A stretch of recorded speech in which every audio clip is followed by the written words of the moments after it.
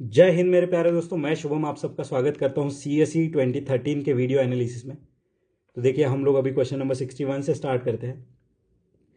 क्या कह रहे हैं, which one of the following is a characteristics of Indian coal. अब देखिए इंडियन कोल वाला क्वेश्चन हमने सीएसई 2019 में देखा था, तब मैंने ये क्वेश्चन आपको वहीं पे कवर करा दिया था।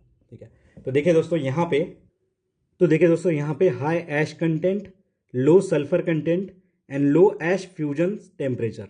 ठीक है, तो देखिए दोस्तों यहाँ पे जो हमारा क्वेश्चन है, ठीक है, यहाँ पे ये दो स्टेटमेंट करेक्ट है। देखिए low sulphur content and high ash content, और यहाँ पे जो ऐश फ्यूजन टेम्परेचर दोस्तों ये हाई है, यहाँ पे लो नहीं है, तो ये यहाँ पे गलती कर दी, एग्जामिनर ने ट्रैप सेट किया था।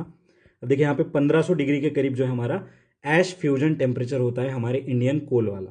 ठीक है, तो यहाँ पे आंसर है हमारा 1 एंड 2 ओनली। देखिए सीधा सीधा ये जो प्रॉपर्टीज है याद रख लीजिए, आगे चल के अगर क्वेश्चन भी बनेगा तो इसी के आसपास जो है यहाँ पे चीजें घूमेगी। अब यहाँ पे हम जो कंफ्यूज कहाँ हो सकते हैं, यहाँ पे हम कंफ्यूज हो सकते हैं कि लो सल्फर कंटेंट है या हाई सल्फर कंटेंट है। तो देखिए यहाँ पे लो सल्फर है, high ash content and high ash fusion temperature. यहाँ पे आंसर है हमारा 1 एंड 2। ठीक है, तो ये इंडियन कोल के बारे में क्वेश्चन था। नेक्स्ट देखिए, which one of the following statement regarding lateritic soil. देखिए सॉइल टाइप के ऊपर क्वेश्चन आ गया। ठीक है, ज्योग्राफी के मास्टर वीडियो सेशंस में मैंने आपको बताया था। अब यहाँ पे ट्रैप क्या है, वही सेम है। कहता है they are generally red in colour. देखिए जनरली रेड इन कलर, ऐसा नहीं कहा कि एनी टाइम वो रेड होता है। ठीक है, जनरली। ठीक है, they are rich in nitrogen and potash. मैंने आपको बताया था न्यूट्रिएंट जो है वो गलत देंगे हर बारी, और यहाँ पे देखिए दोस्तों एक गलत है, they are poor in nitrogen potash. ठीक है, ये पुअर है। ठीक है, दे आर वेल डेवलप। देखिए well develop in Rajasthan and UP, गलत। ठीक है, लैटेराइटिक सॉइल वेल डेवलप नहीं है राजस्थान एंड यूपी में। ठीक है, and tapioca and cashew nuts grow well on this soil, ये यहाँ पे सही है। अब देखिए दोस्तों कौन से रीजन में देखिए ये सॉइल मिल जाती है, तो ये सॉइल मिल जाती है दोस्तों हमारे ईस्टर्न घाट वाले रीजन में। ठीक है, ईस्टर्न घाट वाले रीजन में, राजमहल हिल्स, याद करिए ईस्टर्न इंडिया में राजमहल हिल, विंध्यास में, सातपुड़ा के आसपास, मालवा प्लेटू के आसपास, वेस्टर्न घाट की मार्जिन पे, ईस्टर्न घाट्स की मार्जिन पे ये जो हमें लैटेराइटिक सॉइल मिल जाती है। ठीक है, और यहाँ पे देखिए टैपियोका एंड कैशू के साथ साथ देखिए यहाँ पे टी, कॉफी, रबर, ठीक है, कोकोनट, अरेका नट, ऐसे जो प्लांट्स यहाँ पे लिए जाते हैं। ठीक है, तो ये वाले प्लांट भी यहाँ पे लिए जाते हैं। और ये जो रेड कलर होता है ये किस वजह से होता है दोस्तों, ये due to rich in bauxite और फेरिक ऑक्साइड। ठीक है, तो ये फेरिक ऑक्साइड जो है इसके वजह से रेड कलर होता है। ये क्वेश्चन हमें सीडीएस में देखने को मिलेगा। तो देखिए यहाँ पे 4 हट गया, 3rd हट गया, बचा क्या हमारा 1 एंड 4 इज द करेक्ट। ठीक है, तो देखिए दोस्तों ये लैटेराइटिक सॉइल। नेक्स्ट देखिए अभी, तो देखिए दोस्तों ये आपके सामने एनसीईआरटी का मैप है, तो इसे समझिए। देखिए ये रेड एंड येलो सॉइल, ठीक है, लैटेराइटिक सॉइल। अब देखिए लैटेराइटिक सॉइल कहाँ पे, ये देखिए राजमहल हिल, ईस्टर्न घाट वाला रीजन थोड़ा। ठीक है, फिर यहाँ पे देखिए ये वाला रीजन मालवा, उसके बाद देखिए ये वेस्टर्न घाट वाला रीजन, फिर देखिए रेड एंड येलो सॉइल ये यहाँ पे सिचुएटेड है।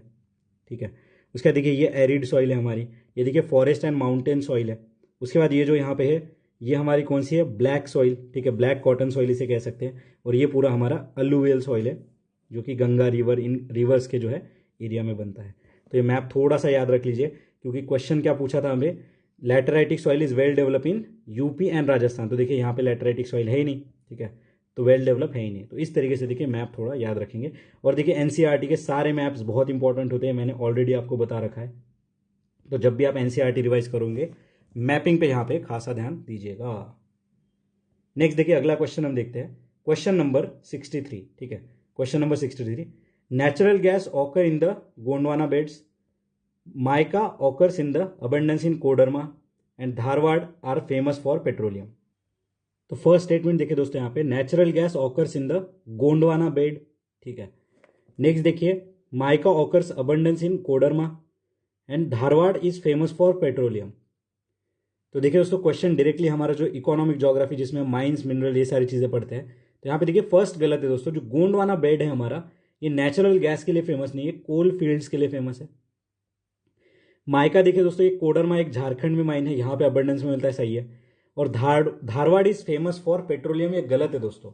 धारवाड़ जो रीजन है यहाँ पे आयरन, मैग्नीशियम, ये सारे जो रिजर्व्स हमें देखने को मिल जाते हैं, तो ये हमारा गलत हो गया, आयरन एंड मैग्नीशियम। ठीक है, बाकी देखिए अब ये 2 स्टेटमेंट गलत है, आंसर आ गया हमारा यहाँ पे 2 ओनली इज द करेक्ट। अभी जो माइका है दोस्तों इसके बारे में कुछ इंटरेस्टिंग फैक्ट देखिए, वर्ल्ड का 60% के करीब करीब प्रोडक्शन जो है वो इंडिया में होता है। और अगर हम माइका के कंटेक्स्ट में यहाँ पे देखेंगे तो आंध्र प्रदेश 40% प्रोड्यूस करता है, ठीक है, राजस्थान कुछ 20-21% के करीब, एंड देन हमारा उड़ीसा। तो देखिए आंध्र प्रदेश, राजस्थान, उड़ीसा, तो ये रैंकिंग थोड़ा हम याद रखेंगे, ठीक है, यहाँ पे रैंकिंग हम थोड़ा याद रखेंगे। नेक्स्ट देखिए दोस्तों, अगला क्वेश्चन हम देखते हैं, क्वेश्चन नंबर 64, ठीक है। विच one of the following is the kharif crop. याद करिए 2023 में हमने क्वेश्चन देखा था नाइजर सीड वाला कि it is a kharif crop, ठीक है। तो यहाँ पे देखिए cotton, groundnut, rice and wheat, ठीक है। तो यहाँ पे देखो दोस्तों, सिंपली जो है वीट हमारा ये रबी क्रॉप है। यहाँ पे देखिए ट्रैप भी 4th में ही सेट हुआ है, 4 हटा दीजिए, बचा 2, 3 एंड 1, 2, 3, कॉटन, ग्राउंडनट, राइस। तो देखिए दोस्तों ये तीनों के तीनों जो है हमारे खरीफ क्रॉप में आते हैं, ठीक है। खरीफ क्रॉप जो होते हैं यहाँ पे देखिए जून जुलाई में इनकी सोइंग हो जाती है, ये होते हैं हमारे खरीफ क्रॉप। यहाँ पे देखिए अरहर जो है, ठीक है, अरहर, सनफ्लावर, सोयाबीन, ठीक है, सोयाबीन, ये सारी चीज़ें जो है ये भी हमारे जो है खरीफ क्रॉप में आते हैं। यहाँ पे देखिए वीट के साथ साथ यहाँ पे याद रखिए बार्ले, ठीक है, रेपसीड, उसके बाद मस्टर्ड और सैफफ्लावर। तो ये थोड़े इंपॉर्टेंट क्रॉप है, ये हमारे रबी क्रॉप में आते हैं, ठीक है। ये डायरेक्टली मैं एनसीईआरटी से आपको यहाँ पे बता रहा हूँ, ठीक है। तो याद रखिएगा खरीफ और रबी क्रॉप हमने देखा। यहाँ पे आंसर क्या है हमारा, 1, 2, 3 इज द करेक्ट, ठीक है। यहाँ पे 1, 2, 3 इज करेक्ट। तो यहाँ पे देखिए दोस्तों आंसर आ गया हमारा सी। नेक्स्ट आगे बढ़ते हैं, क्वेश्चन नंबर 65 कहता है climate is extreme, rainfall is scanty and people use to be a nomadic herders, ठीक है। तो about description describes which one of the following. Question बहुत टफ है दोस्तों, क्योंकि इतने छोटे एक्सप्लेनेशन पे हमें पता लगाना थोड़ा मुश्किल है, ठीक है। फिर भी देखिए अभी हम डायरेक्टली यहाँ पे आंसर देख लेते हैं। आगे चल के अगर ऐसा कोई क्वेश्चन बनता है इस स्टेटमेंट के ऊपर कि क्लाइमेट एक्सट्रीम है, रेनफॉल बहुत कम है and people use to be a nomadic herder, तो यहाँ पे आंसर है दोस्तों इसका सेंट्रल एशियन स्टेपीज, ठीक है। यहाँ पे आंसर क्या है हमारा, सेंट्रल एशियन स्टेपीज। तो क्वेश्चन नंबर 65 यहाँ पे आंसर है बी, ठीक है। नेक्स्ट देखिए दोस्तों, यहाँ पे अगर हम और चीज़ें देखना चाहें, यहाँ पे देखिए दोस्तों प्रेयरीज जो है, ठीक है, ये हमारे अमेरिका में, नॉर्थ अमेरिका में, इन्हें ग्रेनरीज ऑफ द वर्ल्ड भी कहते हैं, ठीक है, ग्रेनरीज ऑफ द वर्ल्ड, ये एनसीईआरटी में मेंशन है हमारे, ठीक है। उसके बाद देखिए साइबेरियन टुंड्रा, ये देखिए दोस्तों ये जो टुंड्रा रीजन है हंटिंग एंड गैदरिंग के लिए फेमस है, हंटिंग एंड गैदरिंग के लिए फेमस है, ठीक है। तो अगर टुंड्रा के ऊपर आता है कि climate is extreme, rainfall is scanty and people use to be a hunter and gatherer, तो ये साइबेरियन टुंड्रा रीजन आ जाएगा, ठीक है। तो ये इतना ही हमारे काम का था। नेक्स्ट देखिए आगे बढ़ते हैं, कंसिडर द फॉलोइंग स्टेटमेंट। बहुत ही बढ़िया क्वेश्चन है, यहां से हमारे कंसेप्ट क्लियर होंगे, ठीक है।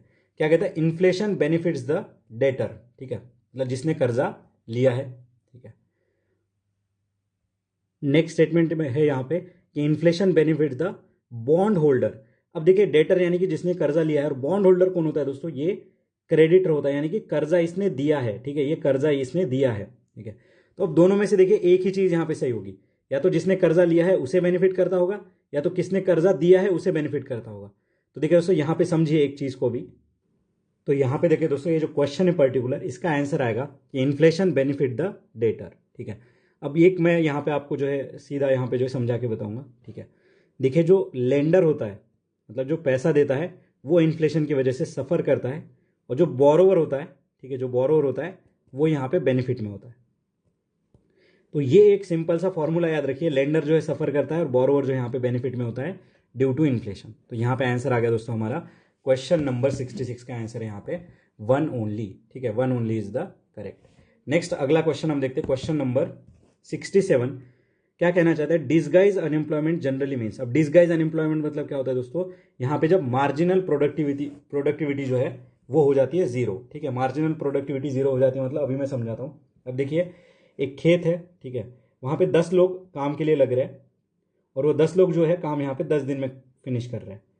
अब डिसगाइज अनएम्प्लॉयमेंट मतलब क्या, यहाँ पे 15 लोग इसी सेम खेत में काम कर रहे हैं और वो 10 दिन में ही चीज़ों को खत्म कर रहे हैं। मतलब ये जो +5 यूनिट जो यहाँ पे लेबरर का आया है, इनकी जो फिजिकल प्रोडक्टिविटी है, जो मार्जिनल प्रोडक्टिविटी है, ये कितनी है, जीरो। मतलब एडिशन ऑफ पीपल, इसके वजह से प्रोडक्टिविटी नहीं बढ़ेगी, तो उनका जो एडिशन होगा वो जीरो ही रहेगा, मतलब कोई ना फायदा हुआ ना नुकसान, वो न्यूट्रल है, ठीक है। तो ये जो है आप याद रखेंगे, डिसगाइज अनएम्प्लॉयमेंट में क्या होता है, जो मार्जिनल प्रोडक्टिविटी होती है वो जीरो होती है, ठीक है, जो होती है जीरो, ठीक है। ये मेनली देखिए एग्रीकल्चर सेक्टर में हमें देखने को मिलता है, और अनऑर्गेनाइज सेक्टर में ये चीज़ें देखने को मिलती है। आगे बढ़ते हैं, जो अगला हमारा क्वेश्चन है यहाँ पे पॉलिटी से रिलेटेड क्वेश्चन है, 3 स्टेटमेंट है, ऑप्शन देखते हैं 1 ओनली, 2 एंड 3, 1 एंड 3, ठीक है। थर्ड से पढ़ना स्टार्ट करते हैं। The prime minister shall communicate to the president about the proposal of legislation. Simple सी बात कह रहा है कि हाँ प्राइम मिनिस्टर जो है कम्युनिकेट करेगा। Union minister should hold the office during the pleasure of president of India, सही बात है। The council of minister in a centre is collectively responsible to parliament, एकदम सही है। नहीं, पार्लियामेंट नहीं है, यहाँ पे क्या है, ओनली लोकसभा के लिए कलेक्टिव रिस्पॉन्सिबल है। देखिए आ गया दोबारा पार्लियामेंट्री सिस्टम वाला क्वेश्चन, ठीक है। कितने बार रिपीट हुआ है आप ही ढूंढिए, यहाँ पे 8 से 10वीं बार हो गया होगा रिपीट है। देखिए दोनों स्टेटमेंट हमारे यहाँ पे सही है कि union minister shall hold the office during pleasure of president, and third जो है हमारा prime minister shall communicate the president about proposal of legislation. तो यहाँ पे हमारा आंसर आएगा दोस्तों 2 एंड 3 इज द करेक्ट, ठीक है। फर्स्ट यहाँ पे गलत है, क्यों? क्योंकि पार्लियामेंट की जगह यहाँ पे क्या होना चाहिए, लोकसभा। तो देखिए कैसे यहाँ पे माइनर चेंजेस करके गलत स्टेटमेंट फ्रेम किया गया है। आगे देखते हैं, 3 स्टेटमेंट है, विच one of the following is correct, ठीक है। थर्ड से पढ़ना स्टार्ट करते हैं। कहते हैं constitution of India prescribe panchayat should be assign with the task of preparation of plan of economic development and social justice, positive बात कह रहा है, ठीक है, कि ग्रास रूट डेवलपमेंट होना चाहिए, डेमोक्रेटिक डिसेंट्रलाइजेशन से रिलेटेड बात कह रहा है। कहता है economic and social planning is kept under the concurrent list of constitution of India. देखिए जो हमारी union list, state list and concurrent list है 7th शेड्यूल में, ठीक है, उससे रिलेटेड है ये। फिर देखिए फर्स्ट यहाँ पे क्या कह रहा है, NDC is an organ of planning commission, ठीक है। देखिए दोस्तों ये स्टेटमेंट गलत है। अब जैसे कि एनडीसी और प्लानिंग कमीशन दोनों तो खत्म हो चुके हैं, बट देखिए एनडीसी जो है ये एडवाइस करती है प्लानिंग कमीशन को, ये कोई इसका ऑर्गन यहाँ पे नहीं है। देखिए ऑर्गन ऑफ गलत हो गया। सेकेंड हमारा एब्सोल्युटली सही है, यहाँ पे इकोनॉमिकल एंड सोशल प्लानिंग जो है ये कॉन्करेंट लिस्ट में ही आता है। और थर्ड भी हमारा सही है कि कॉन्स्टिट्यूशन ने प्रिस्क्राइब किया है कि पंचायत जो है यहाँ पे इकोनॉमिक डेवलपमेंट के लिए प्लान्स और ये सारी चीज़ें बनाएगी, ठीक है। तो ये याद रखिएगा, ये 73rd अमेंडमेंट एक्ट में ये सारी चीज़ें जो हमारी कवर है, ठीक है, ये हमारी कवर है। और ये जो प्लान्स एंड इकोनॉमिक डेवलपमेंट के लिए देखिए 11th शेड्यूल में टोटल 29 सब्जेक्ट यहाँ पे मेंशन है, ठीक है, 29 सब्जेक्ट यहाँ पे मेंशन है। तो हमारा आंसर क्या आएगा दोस्तों, यहाँ पे 2 एंड 3 इज द करेक्ट, ठीक है। सो क्वेश्चन नंबर 69 का आंसर क्या है, B, 2 and 3 is correct. Question number 70 देखते हैं, 2 स्टेटमेंट है, 2 है या 3 है, ठीक है, 2 स्टेटमेंट है, करेक्ट हमें पहचानना है। कहता है while the nominated member of 2 houses of parliament have no voting right in the presidential election, they have the right to vote in the election of vice president, ठीक है। वाइस प्रेसिडेंट के election में यहाँ पे nominated member को जो है chance मिलता है वोटिंग का, बट प्रेसिडेंशियल इलेक्शन में नहीं मिलता है। एकदम करेक्ट बात है दोस्तों, ये डायरेक्टली हमारे लक्ष्मीकांत में मेंशन है, ठीक है, ये डायरेक्टली हमारे लक्ष्मीकांत में यहाँ पे मेंशन है। The chairman and deputy chairman of Rajya Sabha are not the member of that house.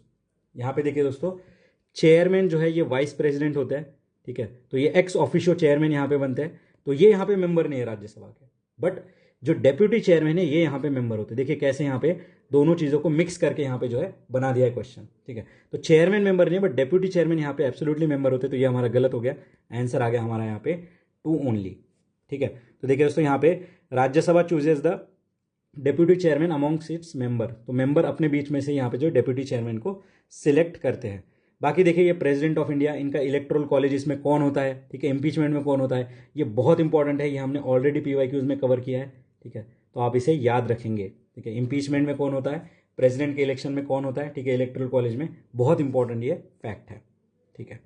अभी नेक्स्ट देखिए यहाँ पे, तो यहाँ पे जो हमारा आंसर है वो है 2 ओनली। नेक्स्ट अगला question, with reference to NALSA. NALSA देखिए 2023 के मेंस में भी आया है, 2020 के प्रीलिम्स में भी आया, याद करिए, इनकम वाला क्राइटेरिया पूछा था, ठीक है। अब देखिए दोस्तों, नेशनल लीगल सर्विस अथॉरिटी ये जो है ये legal service authority act of 1987 के अंदर बना था, ठीक है, मतलब ये एक स्टैट्यूटरी बॉडी है। अब इसका ऑब्जेक्टिव देखिए ऑब्जेक्टिव, एम, फंक्शन क्या कह रहा है, provide the free and competent legal service to weaker section on the society on the basis of equal opportunity. देखिए आर्टिकल 39A में मेंशन है, it issue the guidelines for state legal service authority to implement the, देखिए guideline issue कर रहा है, कितना normal सी बात कर रहा है। देखिए दोनों के दोनों स्टेटमेंट यहाँ पे सही है, जो लीगल सर्विस अथॉरिटी से रिलेटेड है। बड़ा इजी सा क्वेश्चन है दोस्तों ये, ठीक है। और बाकी देखिए ये free legal aid, legal awareness, लोक अदालत ऑर्गेनाइज करना, अल्टरनेट डिस्प्यूट रेजोल्यूशन यहाँ पे प्रोवाइड करना। यहाँ पे देखिए दोस्तों फ्री लीगल एड सर्विस देखिए वुमेन एंड चिल्ड्रन को दिया जाता है, डिसेबल जो दिव्यांग लोग हैं उन्हें दिया जाता है, members of schedule caste and schedule tribe, ठीक है, और जो विक्टिम्स है ह्यूमन ट्रैफिकिंग के, and person with the annual income less than 1 lakh, ठीक है, लेस देन 1 लाख जो है इन्हें यहाँ पे जो है फ्री में सर्विस दी जाती है। इसका डिटेल क्वेश्चन हमने ऑलरेडी 2020 प्री में देखा है, और वहां पे भी हमने बेसिक्स यहाँ पे कवर किया था। यहाँ पे आंसर है हमारा सी, बोथ 1 एंड 2 इज करेक्ट। अगला क्वेश्चन हम देखते हैं, question number 72, during thunderstorm the thunder in the sky is produce by, ठीक है, देखिए question number 72, the thunder in the sky is produce by meeting of the cumulonimbus cloud in the sky. Lightning that separate the nimbus cloud, ठीक है। उसके बाद क्या है, violent upward movement of the air and water particle. अब देखिए दोस्तों, ये जो तीनों के तीनों जो है ना, ये रीजन है, ठीक है, रीजन ऑफ थंडरस्टॉर्म। तो ये कॉजेस है हमारे थंडरस्टॉर्म के, meeting of cumulonimbus cloud, lightning that separate the nimbus cloud, violent upward movement of air and water particle. But यहां पे क्या कह रहा है कि during thunderstorm the thunder in the sky is produce by, तो ये थंडर की बात कह रहा है। तो यहां पे ये साउंड की बात कह रहा है, ना कि थंडरस्टॉर्म की। तो यहां पे देखिए दोस्तों, तीनों इसके जो है रीजन नहीं है साउंड के, ठीक है। तो यहां पे देखिए दोस्तों, यहां पे आंसर आएगा हमारा D, none of the above, ठीक है। ये रीजन है, थंडरस्टॉर्म क्यों हो रहा है इसके रीजन है, याद रख लीजिए। अगर आगे चल के मेंस में भी क्वेश्चन आता है तो meeting of cumulonimbus cloud in the sky, lightning that separate the nimbus cloud and violent upward movement of air and water particle, they are the reason for thunderstorm. But जो thunder यहाँ पे जो आवाज आ रहा है, जो बिजली के कड़कने की आवाज आ रही है, उससे रिलेटेड यहाँ पे कोई भी एक्सप्लेनेशन नहीं। तो हमारा आंसर यहाँ पे नन ऑफ द अबव, ठीक है, none of the above. Next देखिए अगला क्वेश्चन हम देखते हैं, ट्राइब्स एंड स्टेट। अब देखिए ऐसा हमने पहले भी क्वेश्चन देखा था, चांगपा ट्राइब, ठीक है, चांगपा कम्युनिटी जो कि जम्मू एंड कश्मीर की थी। अब यहाँ पे देखिए Limbu tribe, Karbi, डोंगारिया Kond and bonda tribe, ठीक है। तो यहाँ पे देखिए दोस्तों, अभी कितने यहाँ पे ऑप्शन सही है, तो यहाँ पे देखिए दोस्तों 1 और 3 हमारा करेक्ट आंसर है। जो लिम्बू ट्राइब है ये सिक्किम में है, एकदम करेक्ट है, ठीक है। जो कार्बी है ये हिमाचल प्रदेश में नहीं दोस्तों, कार्बी एंगलोंग नाम की जगह भी हमने सुनी है, ये कहाँ पे, ये आसाम में सिचुएटेड है, ठीक है। डोंगारिया कोंड देखिए दोस्तों, ये ओडिशा में सिचुएटेड है, करेक्ट है। एंड बोंडा ट्राइब ये तमिलनाडु में नहीं है, ओडिशा में है। तो ये जितने मैंने आपको यहाँ पे जो करेक्शन बताए हैं ना, ये सारे आप यहाँ पे बिल्कुल याद कर लीजिए, क्योंकि आगे चल के इनके ऊपर भी क्वेश्चन आ सकता है। तो कार्बी ट्राइब आसाम, बोंडा ट्राइब ओडिशा, ठीक है। अब देखिए सिक्किम में यहाँ पे दूसरी भी एक ट्राइब है, तमांग नाम की ट्राइब, ठीक है। तो ये हम याद रखेंगे। नेक्स्ट देखिए और एक ट्राइब यहाँ पे न्यूज़ में होती है, जैसे कि हमने देखा था इरूलाज, ठीक है, इरूलाज, ये भी बहुत ज़्यादा इंपॉर्टेंट है, ठीक है, ये भी बहुत ज़्यादा इंपॉर्टेंट है। नेक्स्ट देखिए आगे बढ़ते हैं हम लोग, अगला क्वेश्चन यहाँ पे देखते हैं, ठीक है। तो देखिए ट्राइब्स जितनी न्यूज़ में आ रही है, जितने हम हमारे बेसिक ज्योग्राफी में पढ़ते हैं, सारी आपको याद रखनी है, ठीक है, क्योंकि क्वेश्चन इनसे बनता है, ठीक है, क्वेश्चन इनसे बनता है। आगे बढ़ते हैं, अगला क्वेश्चन हम देखते हैं, question number 74, the correct sequence of this asset in decreasing order of their liquidity. ठीक है, डिक्रीजिंग ऑर्डर ऑफ लिक्विडिटी मतलब सबसे ज्यादा लिक्विड पहले आएगा और यहां पे सबसे ज्यादा जो कम लिक्विड होगा वो सबसे लास्ट में आएगा। ठीक है, तो यहां पे देखिए दोस्तों, demand deposit with the bank, time deposit with the bank, savings deposit with the bank and currency. ठीक है, अब यहां पे देखिए दोस्तों डिक्रीजिंग ऑर्डर, अब सबसे ज्यादा लिक्विड कौन है इनमें से, सोचिए कि सबसे ज्यादा लिक्विडिटी कब होगी आपके पास, जब आपके जेब में होगा रोकड़ा। तो हमारा 4 से स्टार्ट होना चाहिए ऑप्शन। तो देखिए 4 से क्या स्टार्ट हो रहा है, देखिए 4 3 2 1 एंड 4 1 3 2। अब देखिए 2 ऑप्शन बचे हमारे पास, ये तो कट गए। अब देखिए 4 4, इसके बाद क्या है 3 एंड 1। अब 3 एंड 1 में देखिए सबसे ज्यादा लिक्विड कौन है, 3 है saving deposit with bank and 1 है डिमांड डिपॉजिट विद बैंक। तो देखिए दोस्तों यहाँ पे जो हमारा सबसे ज्यादा जो लिक्विड है वो है हमारा डिमांड डिपॉजिट विद बैंक। ठीक है, यहाँ पे आंसर क्या आएगा, डिमांड डिपॉजिट विद बैंक। ठीक है, तो यहाँ पे 4 1, उसके बाद क्या है दोस्तों, 4 1 के बाद यहाँ पे क्या है 3 2। 3 देखिए हमारा क्या है सेविंग्स डिपॉजिट, और सबसे लास्ट में आएगा देखिए टाइम डिपॉजिट। अब चलिए हमें इतना भी पता चल गया कि हाँ करेंसी हमारी सबसे ज्यादा लिक्विड है। अब लास्ट में देखिए 1 आएगा या 2 आएगा। अब 1 क्या है डिमांड डिपॉजिट और 2 है टाइम डिपॉजिट। अब देखिए इसमें सबसे ज्यादा जो लिक्विड कम है ये हमारा टाइम डिपॉजिट। तो इस तरीके से भी हम यहाँ पे आंसर तक पहुंच सकते थे, क्योंकि टाइम डिपॉजिट एक फिक्स टाइम के लिए हम यहाँ पे डिपॉजिट कर देते तो थोड़ा लिक्विडिटी यहाँ पे कम होती है। ठीक है, थोड़ी लिक्विडिटी यहाँ पे कम होती है। नेक्स्ट देखिए यहाँ पे अगला क्वेश्चन हम देखते हैं, in the context of Indian economy open market operation क्या होता है। देखिए इतना इजी क्वेश्चन तो ये एकदम सेकंड्स में सॉल्व होना चाहिए। Purchase and sale of government security by RBI, ये किस लिए होता है, ये वही हमारा इन्फ्लेशन कम ज्यादा करने के लिए। ठीक है, अगर यहाँ पे गवर्नमेंट सिक्योरिटी अगर बाय करता है आरबीआई, ठीक है, अगर गवर्नमेंट सिक्योरिटी बाय करता है तो यहाँ पे क्या होगा, तो गवर्नमेंट सिक्योरिटी लेने के बाद इन्हें पैसा देना पड़ेगा, और जब पैसा देना पड़ेगा तो यहाँ पे इन्फ्लेशन क्या है बढ़ेगा। ठीक है, और वही अगर गवर्नमेंट सिक्योरिटी यहाँ पे सेल करता है, सेल करेगा तो बदले में कुछ लेगा, तो पैसा यहाँ पे जो है खींच लेगा, और पैसा खींच लेगा तो यहाँ पे क्या होगा, इन्फ्लेशन कम हो जाएगा। तो ये बाय एंड सेल वाला गेम ऑलरेडी हमने 2021-22 वाले क्वेश्चन में बहुत अच्छे से समझा है। ठीक है, तो यहाँ पे आंसर है हमारा सी। ठीक है, यहाँ पे आंसर है हमारा सी। आई होप ये आपको यहाँ पे समझ आ चुका होगा। ठीक है, नेक्स्ट आगे बढ़ते हैं हम लोग, अगला क्वेश्चन हम देखते हैं, question number 76, PSL by bank in India constitute the lending to. PSL देखिए प्रायोरिटी सेक्टर लेंडिंग, कहां पे आपने इसका मेंशन सुना है, देखिए 2023 वाले प्रीलिम्स में एक एमएसएमई वाला क्वेश्चन आया था। ठीक है, तो देखिए दोस्तों जो पीएसएल नॉर्म है, अराउंड 40% पैसा जो बैंक को यहाँ पे कुछ सेक्टर्स होते हैं जैसे कि agriculture, micro and small enterprise, weaker section and in सबको देना पड़ता है। तो ऑल ऑफ द अबव यहाँ पे आंसर आएगा, ठीक है। तो याद रखिएगा ये। तो यहाँ पे देखिए दोस्तों, जो एजुकेशन, ठीक है, हाउसिंग लोन, इन सब के लिए भी यहाँ पे पैसा दिया जाता है, वीकर सेक्शंस को एंड रिटेल ट्रेडर्स को, ठीक है। तो ये याद रखिए, PSL जो है ये बैंकिंग नॉर्म है, लेंडिंग से रिलेटेड, यहाँ पे 40% देने की बात करता है ये, ठीक है। नेक्स्ट देखिए अगला क्वेश्चन देखते हैं। Which one of the following industry is the maximum consumer of water in India, ठीक है। Engineering, paper and pulp, textile and thermal, ठीक है। क्वेश्चन देखिए दोस्तों, टफ है, ठीक है, बट अभी हम यहां से सीख लेंगे कि सबसे ज्यादा जो वाटर कंज्यूम कौन करता है इंडिया में, वो है थर्मल पावर प्लांट। अराउंड 88% जो वाटर कंजम्पशन है ना, वो टोटल यहाँ पे थर्मल पावर प्लांट को जाता है, ठीक है। जो इंजीनियरिंग है दोस्तों, ये हमारा अराउंड 5% के करीब, ठीक है। पेपर एंड पल्प 2.2% के करीब, टेक्सटाइल 2% के करीब, ठीक है। तो याद रखिए दोस्तों, और इन टोटल अगर देखा जाए ना दोस्तों, जो कंजम्पशन ऑफ वाटर है, तो यहाँ पे इंडस्ट्री कितना कंज्यूम करती है, अराउंड 3%, ठीक है। इस 3% में हमने ये जो है यहाँ पे डिस्ट्रीब्यूशन देखा है, ठीक है। तो इन 3% में यहाँ पे जो है थर्मल पावर प्लांट 88% यूज करता है, ठीक है। तो ये हमने यहाँ पे क्लियर किया। नेक्स्ट देखिए अगला क्वेश्चन है, to obtain the full benefit of demographic dividend. Demographic dividend क्या है, ये विंडो है जहां पे यूथ पॉपुलेशन जो हमारी हाई होती है, ठीक है।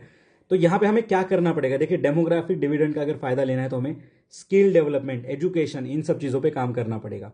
देखिए यहाँ पे मोर सोशल सिक्योरिटी स्कीम नहीं, IMR नहीं, हायर एजुकेशन नहीं, ठीक है, प्राइवेटाइजेशन के ऊपर तो बिल्कुल नहीं। तो देखिए दोस्तों, डेमोग्राफिक डिविडेंड का अगर हमें फायदा लेना है तो स्किल डेवलपमेंट इनिशिएटिव्स पे हमें काम करना पड़ेगा टू इंक्रीज अवर प्रोडक्टिविटी। देखिए बड़ा ही ईजी कैटेगरी का क्वेश्चन था। नेक्स्ट आगे बढ़ते हैं। अगला क्वेश्चन है देखिए, with reference to cultural history the dance pose called as Tribhanga has been favourite of the Indian artist from ancient time till today. तो ये त्रिभंगा का डिस्क्रिप्शन पूछा है यहाँ पे। अब देखिए सबसे पहले तो त्रिभंगा, इसे हम इटिमियोलॉजी जो हमारी टेक्निक है मास्टर वीडियो सेशन में, त्रिभंगा, ठीक है, मतलब कुछ तो भी 3 जगह पे बेंड यहाँ पे कुछ हो रहा है, ठीक है।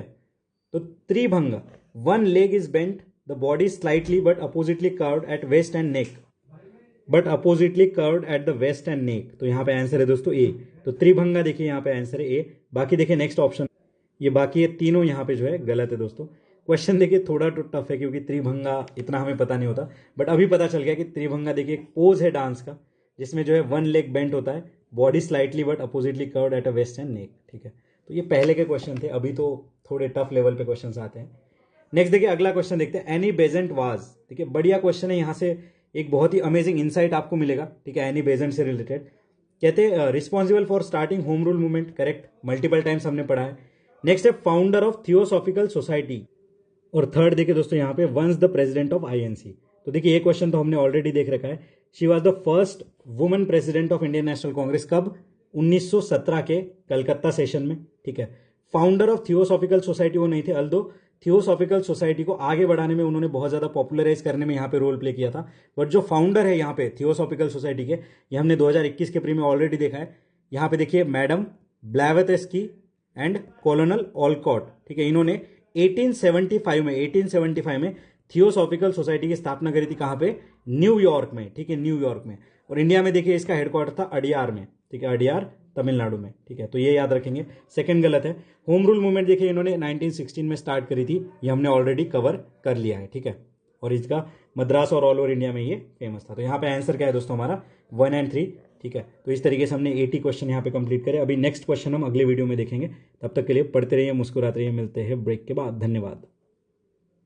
और हाँ, यहाँ पे एक फैक्ट और रह गया, ठीक है। तो देखिए सरोजिनी नायडू, इन्होंने देखिए 1925 का कानपुर सेशन यहाँ पे जो लीड किया था। और एक देखिए यहाँ पे वुमन प्रेसिडेंट है नलिनी सेनगुप्ता। तो याद रखिए नलिनी सेनगुप्ता, ये 1933 में जो कलकत्ता सेशन हुआ था, ठीक है। तो ये वुमन प्रेसिडेंट्स थे। जब मैंने यहाँ पे स्पेक्ट्रम में और चीज़ें डिटेल में देखी तो ये इन्फॉर्मेशन मुझे मिली है। तो देखिए यहाँ पे Annie Besant first, Sarojini Naidu and then Nalini Sengupta, 1933 Calcutta. अभी नेक्स्ट हम अगले वीडियो में देखेंगे। तब तक के लिए पढ़ते रहिए, मुस्कुराते रहिए, मिलते हैं ब्रेक के बाद। धन्यवाद।